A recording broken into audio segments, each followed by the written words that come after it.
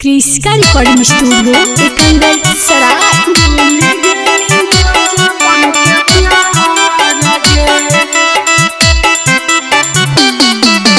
DJ Kundan Raj.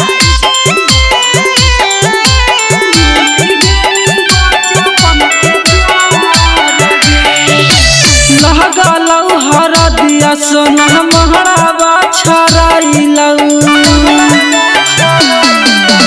लहगलौ हरदिया सोना महराबा छराइलौ भूली Jimmy बचपन के प्यार गे होई जिमी कलेला वीरान गे जिंदगी में आगिया लगाइनी करे जावा लगाइनी करे जावा तोहरी देनी सोचल रमान गे भूली गेनी बचपन के प्यार गे।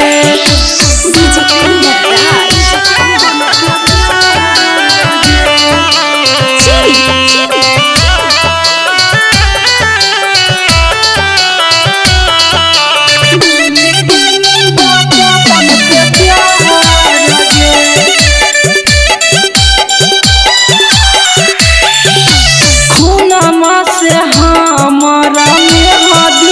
हेगे खूनमा से हमारा नेहादीरा चाहिए छोड़ी चली जाइबा समसान गे होई जाइनी हमरा लाभीरान गे छुटा की भर से नूराबा से मांगिया भराई में छुटा की भर से नूराबा से मांगिया भराई में मिले है समसान गे मारी देनी दिलावा में बान गे।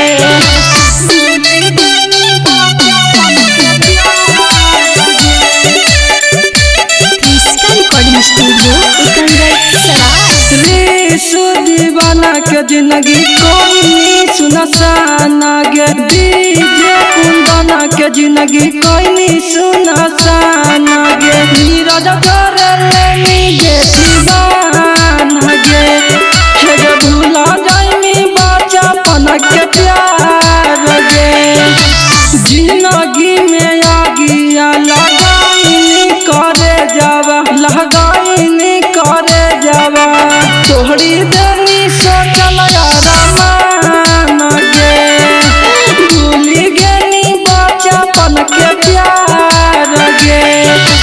क्रिस्का रिकॉर्डिंग स्टूडियो एकंदर सराय।